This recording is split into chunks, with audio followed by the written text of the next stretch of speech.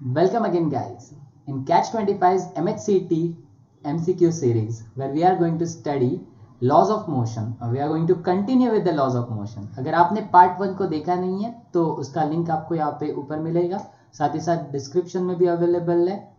तो go through that particular video, क्योंकि उसमें हम लोगों ने बेसिक इंट्रोडक्टरी क्वेश्चन किए है. आज के सेशन में हम लोग डिस्कस करेंगे lift, rockets and connected systems को. लिफ्ट मतलब elevator. When elevator moves with upward acceleration और डाउनवर्ड एक्सेलरेशन तो क्या होता है. रॉकेट्स के केस में क्या होता है, थ्रस्ट क्या होता है, और कनेक्टेड सिस्टम लाइक पुली, उसके क्वेश्चंस कैसे सॉल्व किए जाते हैं हम लोग वो देखते हैं. Myself Tushar Mondkar. Let's continue with this interesting topic. पहला question, a lift is moving up with acceleration equals to 1/5 of that of acceleration due to gravity. तो लिफ्ट का एक्सेलरेशन कितना प्रोवाइडेड है आपको, it is given as 1/5 times that of the g. What is the apparent weight, मतलब an dash कितना होता है for the weight of the person of 80 kg man standing in the lift. तो अगर समझो आपको 80 kg का पर्सन अवेलेबल करके दिया है लिफ्ट में, तो उसका लिफ्ट में वेट कितना होगा या फिर एपरेंट वेट कितना होगा. ओके, अभी directly they want us to find out mg dash. क्या फाइंड आउट करना चाहते हैं या फिर हमसे क्या निकालना चाहते हैं, mg dash. How can we find out this particular thing. देखो लिफ्ट है और लिफ्ट अपवर्ड जा रहा है, बराबर ना. लिफ्ट क्या हो रहा है, अपवर्ड एक्सेलरेट हो रहा है. क्या ट्रिक सिखाया था मैंने, जब भी कोई भी चीज अपवर्ड एक्सेलरेट होती है तो उसका नॉर्मल रिएक्शन होता है mg dash, and in this particular case it will be g plus a. तो जो आपका n डैश है वो n डैश कुछ इस तरह से हो जाएगा. अभी अंदर अगर आप m मल्टीप्लाई करोगे तो आपको मिलेगा mg प्लस ma. फिर उसके बाद क्या आता है mg ना, तो mg का वैल्यू आपको डायरेक्टली 80 दिया है. I know that they have provided the data in terms of kg, but उनको kg वेट बोलना चाहिए था, उन्होंने kg बोला है. तो आप फिर से 10 को मल्टीप्लाई करोगे, फिर ऑप्शन में 10 से डिवाइड करना पड़ेगा.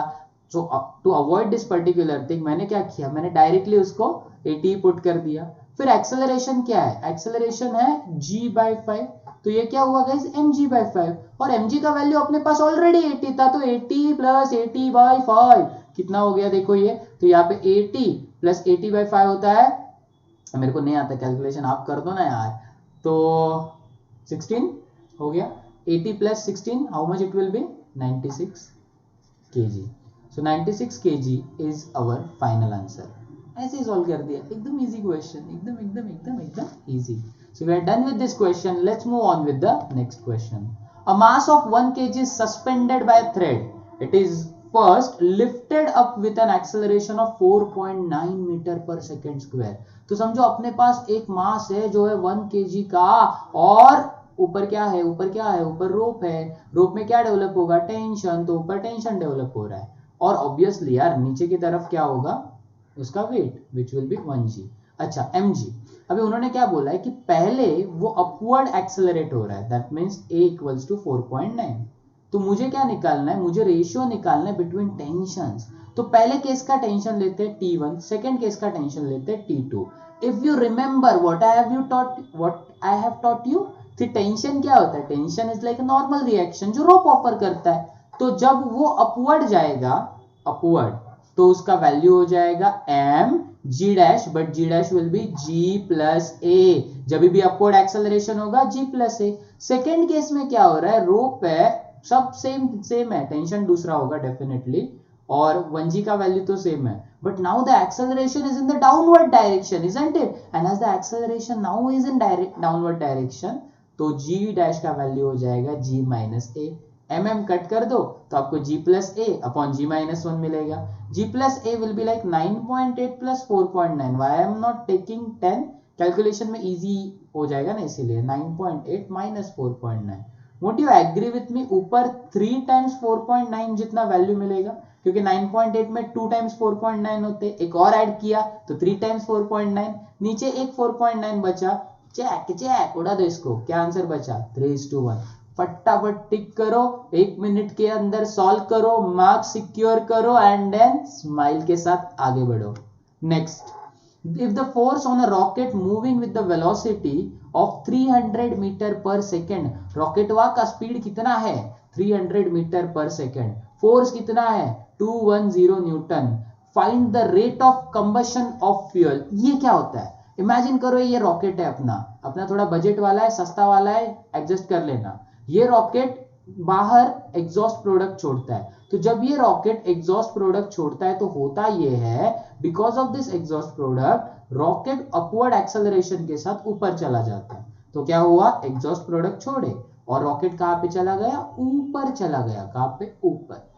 तो डेफिनेटली ये जो प्रोसेस होता है ना उसको बोलते हैं कंबशन, और कंबशन का रेट होता है ना उसको कैसे डिनोट करते हैं पता है, कंबशन में फ्यूल बर्न होता है तो मास चेंज होने वाला है, तो कंबशन के रेट को हम लोग डिनोट करते हैं, combustion rate will be equals to dm/dt। अपने को dm/dt निकालना है, कैसे निकालोगे, since mass is not constant in case of rocket, mass का वैल्यू कांस्टेंट नहीं रहता, इसलिए न्यूटन का लॉ का स्टेटमेंट चेंज हो जाता है। न्यूटन का नॉर्मल स्टेटमेंट क्या होता था, F equals to ma, but वो कब वर्क होता है, जब एक्सेलरेशन कांस्टेंट होगा तब, सॉरी मास कांस्टेंट रहेगा तब, बट यहां पे मास क्या हो रहा है, यहां पे मास हो रहा है चेंज, तो आपका स्टेटमेंट या फिर इक्वेशन चेंज होके न्यूटन के सेकेंड लॉ का हो जाता है ma प्लस v/dt।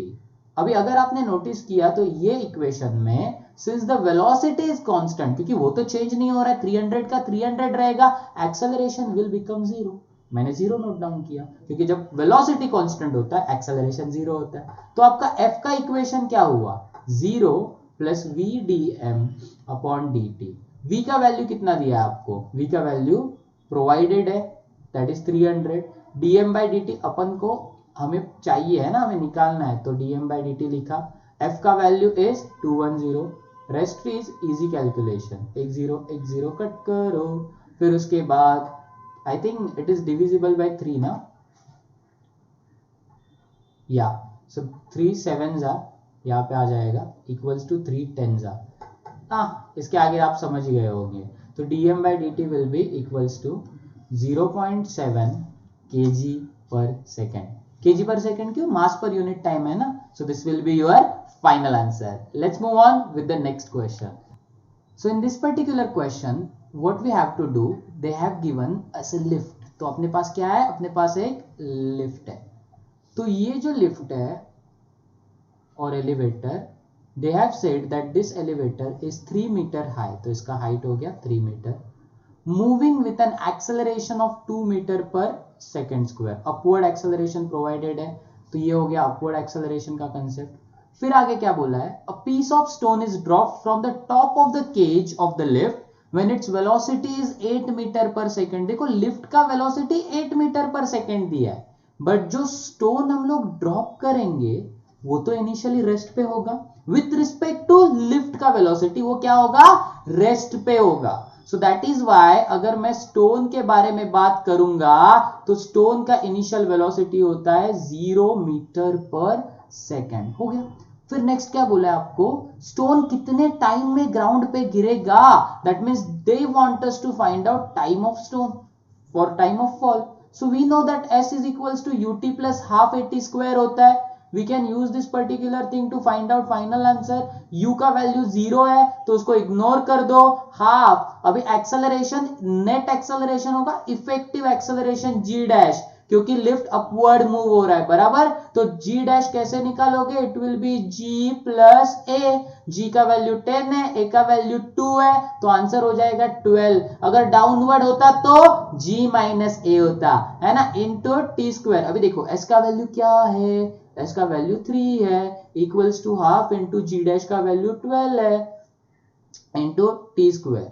तो अगर आप इसको और फर्दर सॉल्व करोगे ना, आप रियलाइज करोगे तो ये हो जाएगा 3 2 6 और 6/12, तो टी स्क्वायर हो जाएगा 0.5, तो आपका टी हो जाएगा स्क्वायर रूट ऑफ 0.5, है ना। तो आपका आंसर क्या होगा, तो आपका करेक्ट आंसर देखो 0.3 तो नहीं होगा, 0.4 भी नहीं होगा, 0.5 भी नहीं होगा, क्योंकि पॉइंट में कैसे होता है ना, अगर समझो आप 0.1 का स्क्वायर लेते हो तो वो नंबर और छोटा हो जाता है ना। तो उसी तरह से अगर मुझे 0.5 एज आंसर चाहिए, 0.1 का स्क्वायर क्या होता है 0.01, तो अगर समझो मुझे 0.5 चाहिए तो मुझे एक ऐसा नंबर लेना होगा जो 0.5 से ग्रेटर है। In that scenario it will be 0.7।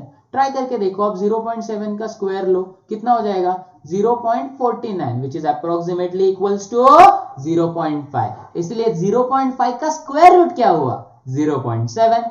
चलो नेक्स्ट क्वेश्चन करते हैं। 3 ब्लॉक्स ए बी सी, ये हुआ कनेक्टेड सिस्टम का क्वेश्चन है गाइस। 3 ब्लॉक है अपने पास, एक है एम ए, एम बी और एम सी। तीनों के मासेस दिए है, डायग्राम बनाने की जरूरत नहीं है, क्वेश्चन में ही प्रोवाइडेड है। They are kept on frictionless table, friction eliminate हो गया। They are connected by massless springs as shown in the figure. Okay, तो मासलेस स्प्रिंग्स है, एक्चुअली ये स्प्रिंग नहीं होना चाहिए, स्ट्रिंग होना चाहिए था, प्रिंटिंग मिस्टेक है, क्योंकि अगर स्प्रिंग होता तो हमें स्प्रिंग का डिस्प्लेसमेंट भी लगता, बट नॉर्मल स्ट्रिंग है। So let's ignore this particular question, they meant string. Shown in figure, if they are pulled by a force of 60 newton, मुझे टेंशन T2 फाइंड आउट करना है, ये बंदे को निकालना है भाई। बट टेंशन निकालने से पहले ना आपको एक्सेलरेशन मालूम होना चाहिए, as the entire system is connected with a single rope. एक रोप के साथ कनेक्टेड है तो उसका नेट एक्सेलरेशन जो होगा ना वो कुछ इस तरह से निकल जाता है। शॉर्टकट याद रखो, acceleration will be net force upon m net, मतलब एक्सटर्नल फोर्स देखते हैं हम लोग, तो एक्सटर्नल फोर्स कितना है आपका F है, net external force is F, और मास क्या है टोटल, तो तीनों का एडिशन कितना है वो 10 + 6 + 4, correct. So that will be I think 20 and ये हो जाएगा 60। इजी कैलकुलेशन, एक्सेलरेशन मिला 3 मीटर पर सेकेंड स्क्वायर। अभी आपको टेंशन निकालना है T2। मुझे एक बात बताओ, T2 कितने ब्लॉक्स को पुल कर रहा है, एक MA को और एक MB को, तो T2 के ऊपर कितने लोगों का लोड है, 2 लोगों का, तो दोनों के बारे में सोचना पड़ेगा। If we use the simple formula that is force is equals to mass into acceleration, force का वैल्यू अपना T2 है, मास क्या होगा कंबाइंड मास, MA और MB के मास को ऐड कर दो। MA और MB कितना है 10 + 6 into A, that is A कितना है, A कितना है, A कितना है, A कितना है, अरे अभी निकाला ना 3। So correct answer is 10 + 6 16, 16 into 3 that will B 48। हो गया आंसर, इजी था ना। Next question. 2 blocks M1 and M2 are hung vertically over a frictionless pulley as shown in the figure. What is the acceleration of the masses when left free? देखो इसको solve करने के 2 veg हैं। एक है लेंदी वे, जिसमें आप M1 का फ्री बॉडी डायग्राम निकालोगे, देन M2 का फ्री बॉडी डायग्राम निकालोगे, देन दोनों के इक्वेशंस बनाओगे, इक्वेशन से टेंशन एलिमिनेट करोगे, टेंशन एलिमिनेट करने के बाद एक्सेलरेशन निकालोगे और आपको आंसर मिल जाएगा। अभी सीईटी में आपके पास उतना टाइम है नहीं, तो क्या करोगे। पुली के केस में आपके पास ना एक जुगाड़ू फॉर्मूला है, एक भारी फॉर्मूला है, एक बहुत बढ़िया फॉर्मूला है, and that is this one. Acceleration will B m2 - m1 upon m2 + m1 upon g। जो अभी मैंने पहले स्टेप बताया ना, वही स्टेप्स को सॉल्व करके ये फॉर्मूला आया। अभी आपको क्या करना है, आपको इसमें m के वैल्यूज पुट करना है। तो पहली चीज याद रखो, M2 का वैल्यू हमेशा ग्रेटर देन M1 ही होना चाहिए। भले ही इधर अगर M2 को 5 बोलते और M1 को 10 बोलते, फिर भी आप M2 में हायर ही डालोगे। रिवर्स कर दो फॉर्मूला, बट आंसर एक्सेलरेशन का पॉजिटिव आना चाहिए। क्या आना चाहिए, पॉजिटिव। तो हायर माइनस लोअर ही रहेगा। अभी M2 का वैल्यू कितना दिया है आपको 10, हायर का, लोअर है 5 upon 10 + 5 into g। Okay, 10 - 5 is nothing but 5, 10 + 5 is nothing but 15 into g. So 5/15 is g/3। Correct option हुआ, ऑप्शन नहीं। You won't believe me guys, ये जो क्वेश्चन है ना, ऐसे टाइप का सेम क्वेश्चन M1 M2 का वैल्यू खाली चेंज किया था, नीट 2020 में आया था 4 मार्क्स के लिए। हाँ, अभी हम लोग थोड़े क्या बोल सकते हैं, we are little bit less privileged in that case, हमें एक ही मार्क्स मिलता है, बट डोंट फॉरगेट दैट कि आपको नेगेटिव मार्किंग भी नहीं है। तो ऐसे टाइप के क्वेश्चन एंट्रेंस में ऑलरेडी आ चुके हैं, इसीलिए ये क्वेश्चन आज लिया गया। Next question. A boy stands on a weighing machine inside a lift. When the lift is going down with acceleration g/4, the machine shows reading of 30 kg. 2 scenario दिए है शायद, है ना, एक में लिफ्ट नीचे जा रहा है और सेकंड में देखो बोल रहे हैं लिफ्ट अपवर्ड। मैं दोनों सिनारियो को सेपरेटली सॉल्व करता हूं। पहला सिनारियो लिफ्ट गोइंग डाउनवर्ड, तो लिफ्ट बनाया, लिफ्ट गोइंग डाउनवर्ड है with which acceleration a equals to g/4। Okay, reading कितना शो कर रहा है 30 kg, मतलब n डैश। तो n dash is equals to, जब भी डाउनवर्ड होता है हमें क्या फॉर्मूला मिलता है mg माइनस a, है ना। तो ये हो जाएगा mg माइनस ma और ये होगा आपका n डैश। ओके, एक्सेलरेशन कितना दिया है g/4 ना, तो एक्सेलरेशन की जगह g/4 पुट कर देते हैं। तो g/4 पुट कर दिया, इसको आगे सॉल्व करोगे तो आपको 4 माइनस 1 3, आपको मिलेगा 3mg/4। n डैश का वैल्यू 30 है, डायरेक्टली उन्होंने दिया है। तो आप 4 को उधर मल्टीप्लाई कर दो, आंसर क्या हो जाएगा 30 into 4/3 equals to mg। I think mg आया अपना 40, जो भी वो वैल्यू बोलना चाहते हैं वो 40 kg वेट। अभी अपने को क्या करना है, हमें नया वाला वैल्यू निकालना है जब लिफ्ट अपवर्ड मूव हो। कैसे निकालेंगे, तो उसके लिए हमें पता है ना कि जब लिफ्ट अपवर्ड होता है तो n डैश होता है mg प्लस a का वैल्यू अभी डालो यहाँ पे, so that will be mg plus a का वैल्यू कितना है g/4 है। So this will become how much 5g/4। Yes guys, correct. So ये क्या हो जाएगा, ये हो जाएगा 5/4 mg, बट mg तो 40 निकाला ना आपने, तो ये हो जाएगा 5/4 इंटू 40। देखो कितना इजी कैलकुलेशन है। So 5 into 10, so answer will be 50। तो आपको 50 आंसर मिलेगा। हो गया question solve. Next question, a man of mass 90 kg standing in a lift whose cable broke suddenly.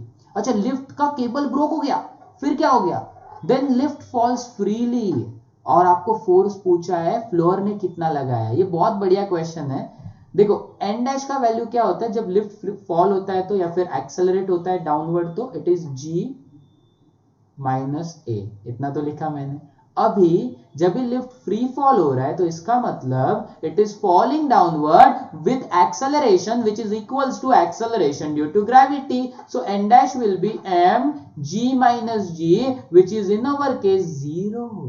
That means normal reaction 0 newton है। मतलब ये है डियर्स कि पर्सन है ना, पर्सन हवा में है, उसके पैर हवा में है, इसी कंडीशन को हम लोग बोलते हैं वेटलेसनेस। ओके, आपने शायद गलत टर्म में इसको जीरो ग्रेविटी सुना होगा, but the correct word is weightlessness. Person float होता है, क्यों, क्योंकि ग्राउंड रिएक्शन ही ऑफर नहीं कर पा रहा है। क्यों ऑफर नहीं कर पा रहा है, because person as well as lift दोनों एक साथ मूव हो रहे हैं with the same acceleration due to gravity. अरे यार, क्या सही क्वेश्चन था। That's it for this particular video. I hope you liked it. Don't forget to like, share and subscribe, and we will continue with the third part. Bye bye. Take care.